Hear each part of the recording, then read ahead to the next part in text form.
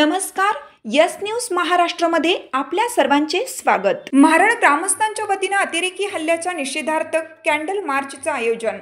कल्याण तालुक्यातील झपाट्याने शहरीकरण झालेल्या महाराळ ग्रामपंचायतीच्या हद्दीतील ग्रामस्थांच्या वतीने जम्मू काश्मीरमधील पहलगाम येथे पर्यटकांवर अतिरेक्यांनी केलेल्या भ्याड हल्ल्यात जवळपास 27 नागरिकांना आपला जीव गमवावा लागला होता।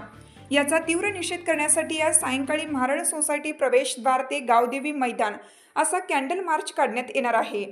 तसेच आज महाराळ ग्रामपंचायतीच्या उच्च शिक्षित लोकप्रिय सरपंच सौ निलिमा नंदू म्हात्रे यांचा वाढदिवस आहे, तो अत्यंत साध्या पद्धतीने साजरा करण्याचे आवाहन त्यांनी कार्यकर्ते यांना केले आहे। नुकताच जम्मू काश्मीरमधील पहलगाम येथे निष्पाप पर्यटकांवर अतिरेक्यांनी भयानक हल्ला केला। यामध्ये जवळपास 27 नागरिकांचा बळी गेला। यातील 3 ते 4 नागरिक हे डोंबिवलीचे होते। या हल्ल्याचा संपूर्ण देशातून निषेध व्यक्त केला जात आहे। त्याप्रमाणे तालुक्यातील महाराळ ग्रामस्थांच्या वतीने आज सायंकाळी 6:30च्या दरम्यान गावचे प्रवेशद्वार ते गावदेवी मैदानाचा कॅन्डल मार्च काढण्यात येणार आहे।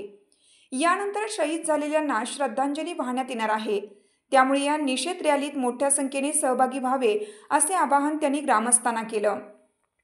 विशेष म्हणजे आजच ग्रामपंचायतीच्या लोकप्रिय सरपंच सौ निलिमा नंदू म्हात्रे यांचा वाढदिवस आहे।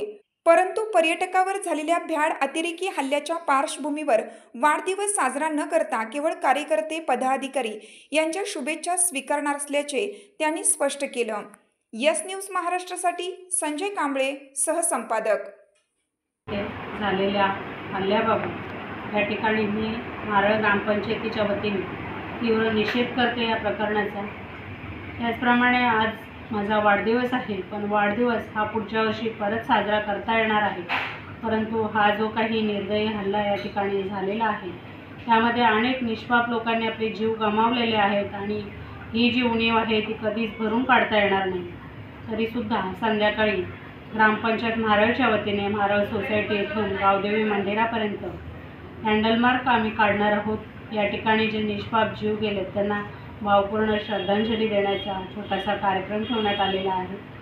वाढदिवस जरी असला तरी अत्यंत कार्यकर्त्यांच्या आग्रहाखातर अत्यंत साध्या पद्धतीने फक्त शुभेच्छांचा स्वीकार केला जाईल आणि अत्यंत साध्या पद्धतीने हा वाढदिवस साजरा केला जाईल। पुन्हा एकदा त्या ठिकाणी निष्पाप जे जीव गेलेले आहेत त्यांना मी भावपूर्ण श्रद्धांजली देते।